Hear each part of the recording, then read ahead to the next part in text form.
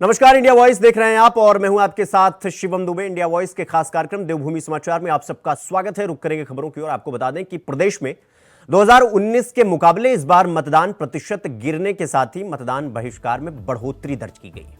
2019 में जहां चुनाव में 10 स्थानों पर बहिष्कार हुआ था चुनाव का, वहीं इस बार के चुनाव में यह आंकड़ा 25 को पार कर गया है। चकराता क्षेत्र के 6 पोलिंग बूथ पर सन्नाटा पसरा रहा।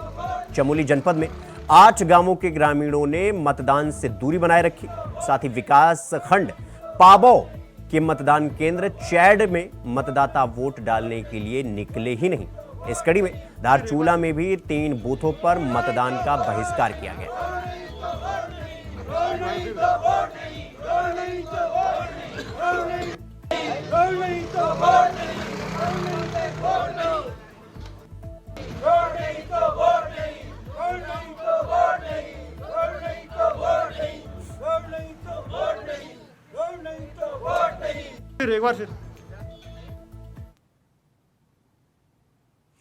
प्रदेश भर में चुनाव के दौरान मत प्रतिशत कम होने को लेकर भाजपा ने मुख्य विपक्षी पार्टी यानी कांग्रेस को जिम्मेदार बताया। आपको बता दें कि बीजेपी के प्रदेश मीडिया प्रभारी मनवीर चौहान ने कहा कि जनता में विपक्ष को लेकर भारी आक्रोश देखा गया। यही वजह रही कि जनता विपक्ष को निकालने के लिए घरों से बाहर नहीं आ पाई। इसके चलते प्रदेश में मतदान कम हुआ। भाजपा नेता ने कहा कि जो मत पड़े हैं यानी वोट पड़े हैं वो भाजपा कार्यकर्ताओं की मेहनत है, जिसने मतदाताओं को घरों से बाहर निकालने का काम किया। इस दौरान मनवीर चौहान ने कहा कि भाजपा बड़े अंतर से ये चुनाव जीत रही है।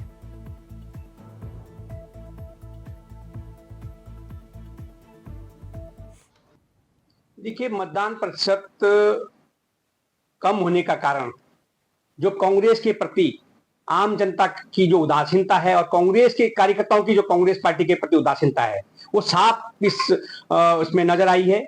और पूरे उत्तराखंड प्रदेश में आम जनता ने रिकॉर्ड तोड़ मत आदरणीय प्रधानमंत्री नरेंद्र भाई मोदी जी को तीसरी बार प्रधानमंत्री बनाने के लिए दिए हैं। और हमें विश्वास है कि हमारी भारतीय जनता पार्टी के नेतृत्व के द्वारा जो लक्ष्य रखा गया कि प्रत्येक सीट को हम 5-5 लाख मतों से जीतने वाले हैं और पूरे प्रदेश के अंदर 25 लाख वोटों से जीतने वाले हैं, ये सुनिश्चित है।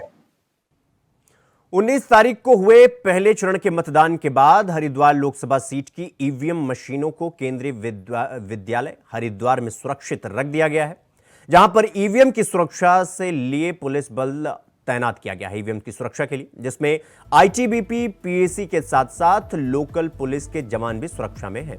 साथ ही 66 यानी 66 नाइट विजन कैमरा भी सुरक्षा में लगाए गए। अधिक जानकारी देते हुए जिला अधिकारी हरिद्वार धीराज सिंह गर्ब्याल ने बताया कि बेल के केंद्रीय विद्यालय में हरिद्वार की सभी 11 विधानसभा क्षेत्र से लाई गई ईवीएम मशीन सुरक्षित रखी गई। लगभग 4:30 बजे करीब जो हमारा स्ट्रांग रूम बना है उसमें 11 के 11 विधानसभाओं के हरिद्वार पार्लियामेंट्री कॉन्स्टिट्यूंसी की विधानसभाओं के जितने भी मशीनें थी उनको स्ट्रांग रूम में रख के उसको सील कर दिया है। और इसकी सुरक्षा के लिए आईटीबीपी की फोर्स यहाँ पे लगी है इनर कॉर्डन में, और आउटर कॉर्डन में हमारे पीएसी की फोर्स लगी है और उसके फिर और बाहर हमारे सिविल पुलिस की रहेगी।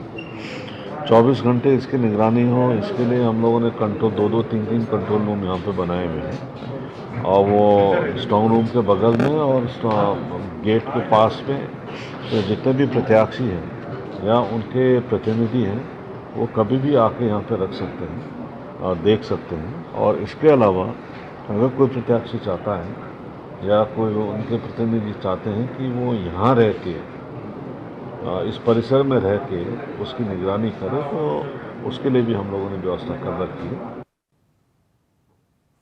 खबर देहरादून से है, जहां उत्तराखंड के मुख्यमंत्री पुष्कर सिंह धामी ने प्रदेश में वनाग्नि के रोकथाम के संबंध में उच्च स्तरीय बैठक की। आपको बता दें कि शनिवार को शासकीय आवास में प्रदेश में वनाग्नि की रोकथाम के संबंध में यह बैठक की गई। इस दौरान प्रभागी वन अधिकारियों के साथ वर्चुअल माध्यम से फीडबैक ली गई। साथ ही प्रमुख सचिव वन विभाग और वन विभाग के मुखिया अनूप मलिक भी इस बैठक में मौजूद रहे।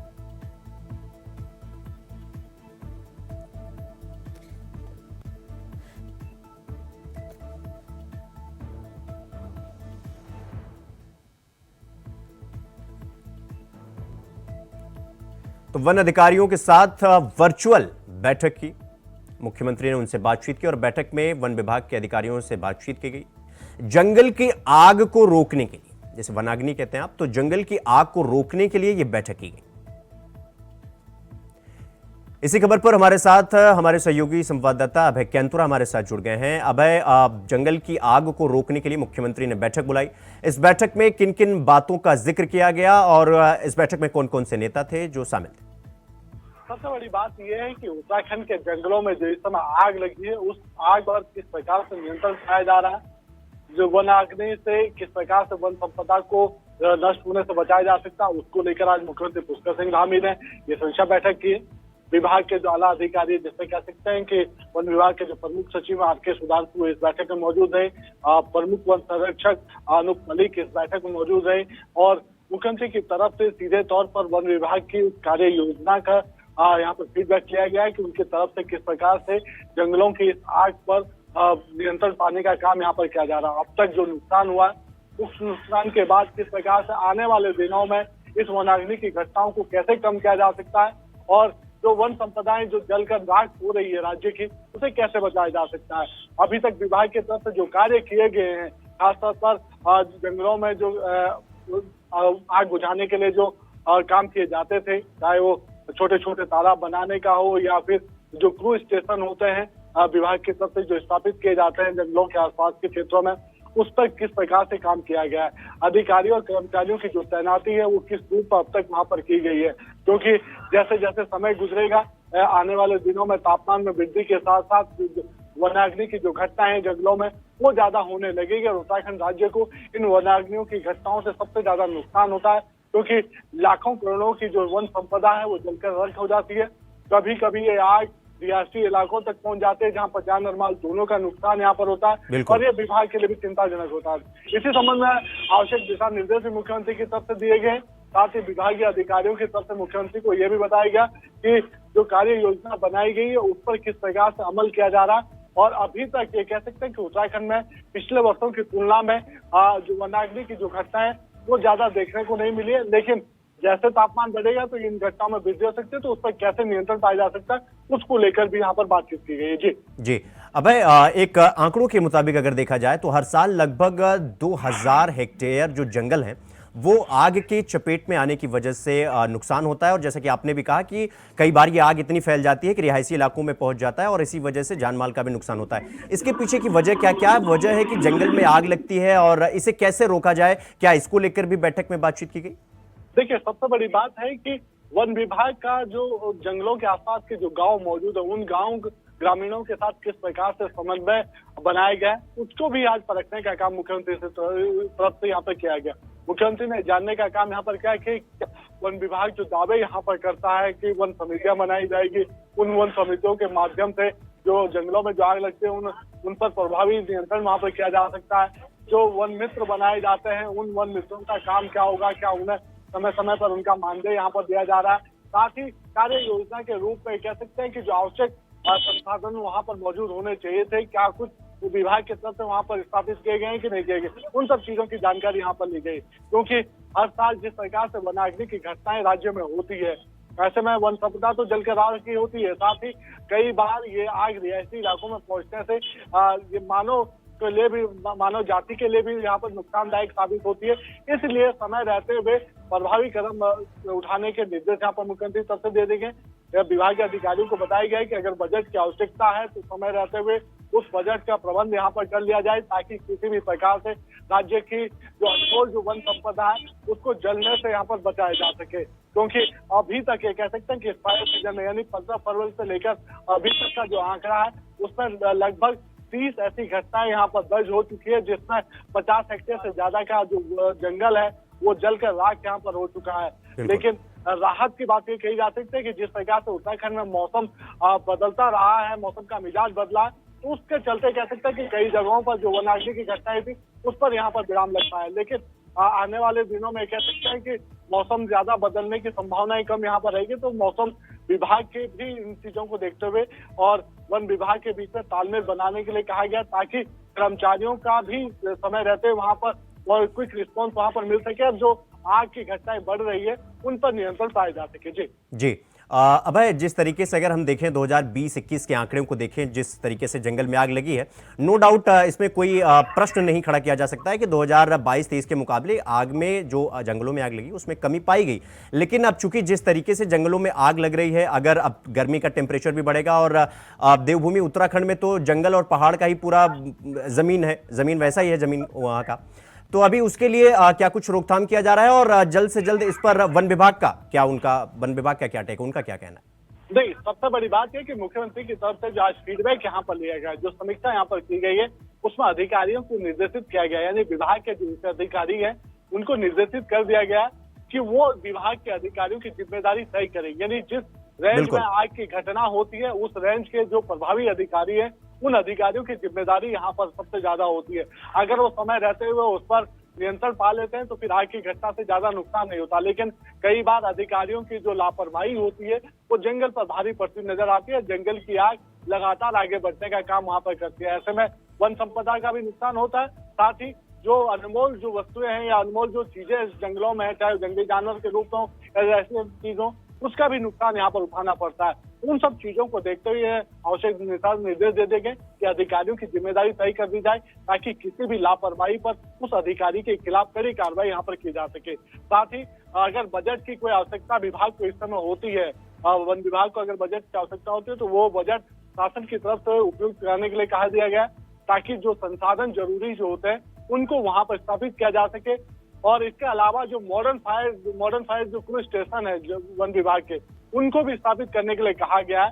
वन मित्रों की तैनाती ज्यादा से ज्यादा रूप में करने के लिए कहा गया है ताकि आने वाले दिनों में जो वनाग्नि की जो घटनाएं उन पर प्रभावी नियंत्रण पाए जा सके और जंगलों को आग के नुकसान से बचाया जा सके। कोशिश है सरकार की, अब देखना यह होगा कि विभाग मुख्यमंत्री के इन निर्देशों पर किस रूप में अमल कर पाता है और कब तक धरातल पर ये निर्देश उतर पाते हैं। जी अभय, बहुत बहुत धन्यवाद आपका हमारे साथ जुड़ने के लिए और जानकारी साझा करने के लिए। तो बुलेटिन में रुकें कि छोटे से ब्रेक के लिए, खबरों का सिलसिला जारी है, फौरन लौट रहे हैं। ब्रेक के बाद एक बार फिर आप सबका स्वागत है मेरे साथ। रुक करेंगे अगली खबर की ओर। आपको बता दें कि उत्तराखंड में कांग्रेस की मुख्य प्रवक्ता गरिमा दसोनी ने कहा कि सत्ताधारी दल की तरफ से उन्हें दबाने का प्रयास किया जा रहा है और अब उनका यह कहना है कि उनकी सोशल मीडिया पोस्ट को आधार बनाकर उनके खिलाफ कानूनी कार्रवाई की जा रही है। इस दौरान कांग्रेस नेत्री ने कहा कि भाजपा विपक्ष को दबाने का काम कर रही है।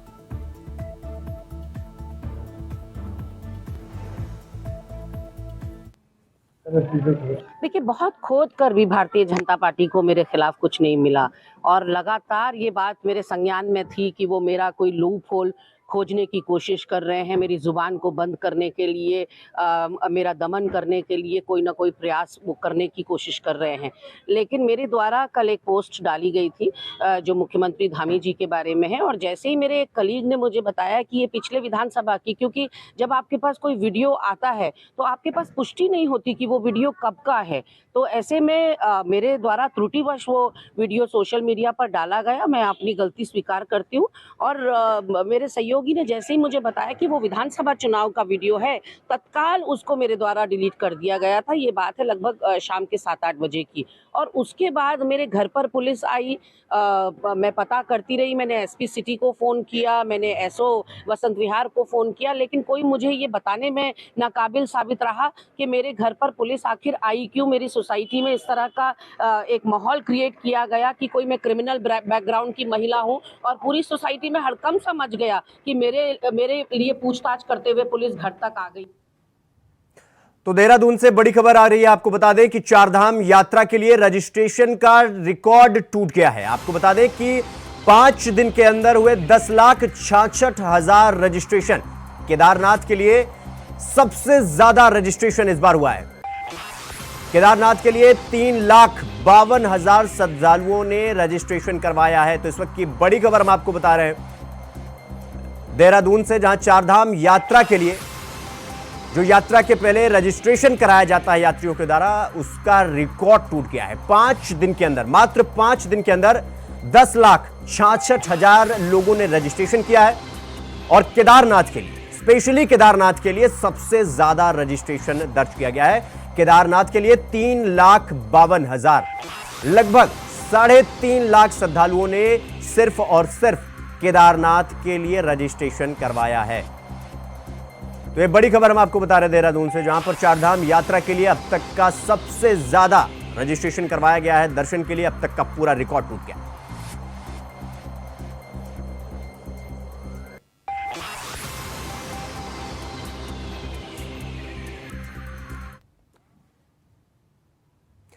तो उत्तराखंड में लोकसभा चुनाव के लिए मतदान हो चुका है पहले चरण का, लेकिन चिंता का विषय यह है कि 2019 के मुकाबले इस बार 2024 में मत प्रतिशत काफी कम हो गया है।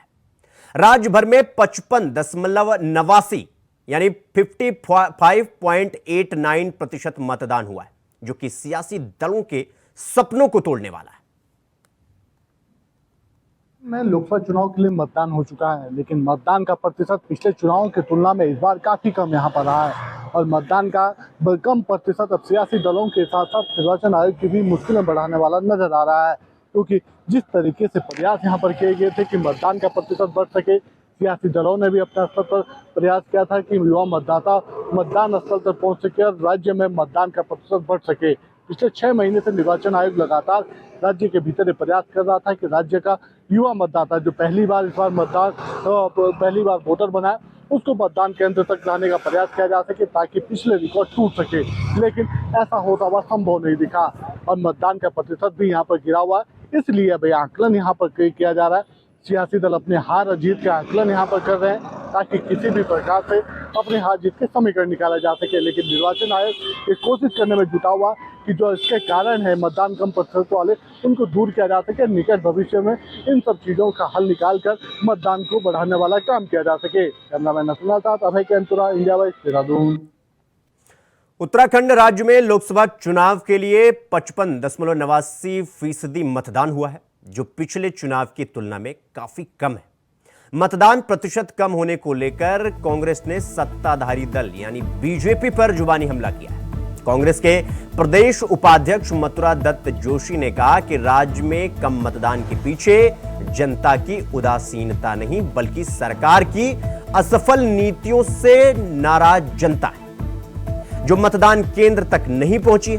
कांग्रेस नेता ने कहा कि इस बार जनता के साथ साथ बीजेपी के कार्यकर्ता भी उदासीन बने रहे, क्योंकि बीजेपी की तरफ से कोई ऐसा कार्य न तो प्रदेश के हित में किया गया और ना ही देश में जिस उत्साह का संचार हो सके जिससे।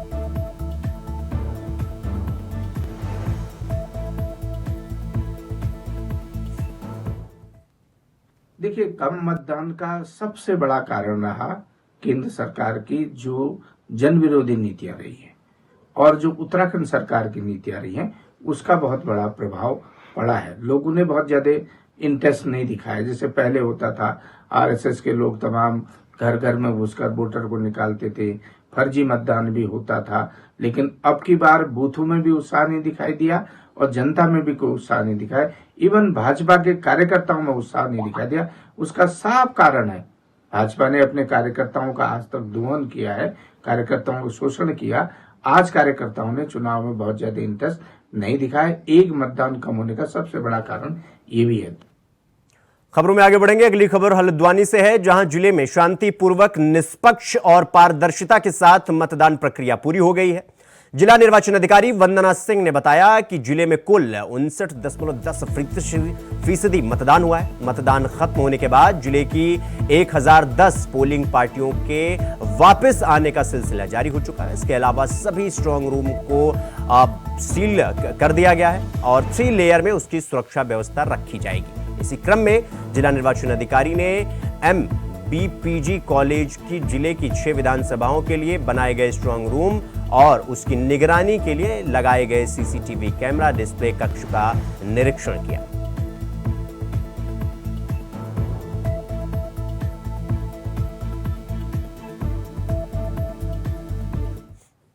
जो हमारा पोल परसेंटेज है वो सॉफ्टवेयर की जो 2-2 घंटे की एंट्री होती है उसके अनुसार 59.10% अभी तक का हमारा जो है वो रिपोर्ट हुआ है। अभी जो पोलिंग पार्टीज़ आ रही हैं उनके जो वो फॉर्मेट्स वगैरह भर कर लाते हैं, उसमें फिर से मिलान उसको ARO करेंगे और फिर सुबह तक का उसका अंतिम परसेंटेज जो है वो दिया जाएगा। जो है हमारी जो दूरस्थ क्षेत्रों वाली पार्टी हैं वो पहुँच जाएंगी। खबर हल्द्वानी से है, जहां मजदूरों की कई झोपड़ियों में अज्ञात कारणों के चलते आग लग गई। आग इतनी विकराल थी कि घरेलू सामान और झोपड़ियां जलकर खाक हो गई। घटना के संबंध में जानकारी मिलने के बाद दमकल विभाग और पुलिस की टीम मौके पर पहुंची और आग पर काबू पाने में जुट गई।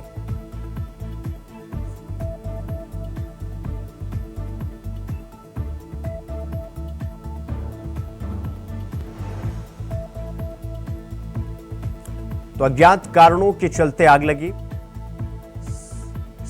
सामान और झोपड़ी में आग लगी। बृजभूषण, झोपड़ियों में भीषण आग लगी और अज्ञात कारणों के चलते आग लगी। हालांकि दमकल विभाग मौके पर पहुंचकर आग पर काबू पाने की कोशिश में लगा हुआ है।